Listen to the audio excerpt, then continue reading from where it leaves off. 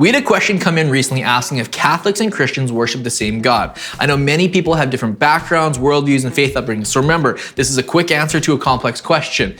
Let me preamble one more time. I know many God-fearing, Christ-loving, Holy Spirit-filled Catholic ministers who love people immensely. And this brief talk may be about some of our differences, but make no mistake, there's lots that's similar. The answer in short, yes. The full answer would be in principle, yeah. In practice, not really. Let me break down two main overarching themes that differentiate the Catholic practices and Christian practices that really help shape the way we view God and then in turn worship, follow, and obey God.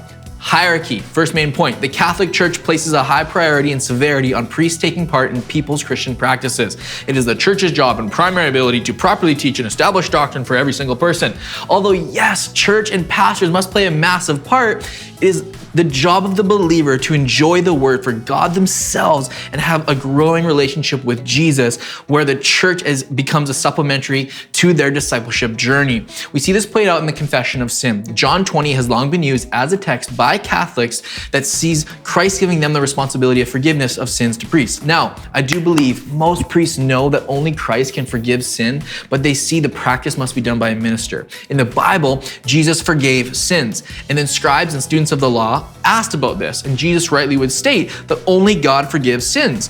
Now, if they were wrong about that, then why didn't Jesus ever correct them? No, you take part in it too. But he never said that. Instead, he affirms their claim, states that he has the authority to forgive sins, and then heals the paralytic and goes on and about his day. It should be clear that only God forgives sins, and Christians and representatives of Christ may pronounce to people what has already been done by Jesus. So John 20:23 is not saying that Catholic priests have the authority to forgive sins. It's saying that all Christian disciples have the ability to pronounce what sin has already been forgiven by Jesus. You'll often see hierarchy come into play of the role of saints. This mainly stems from a doctrine in the first 400 years after Christ regarding first and last man. Sin starts with Adam but ends with Jesus. So they suggested that there might also be first woman and last woman, meaning Eve and Mary. Mary became this co-contributor to salvation, which is one reason why many saints are often elevated or prayed to.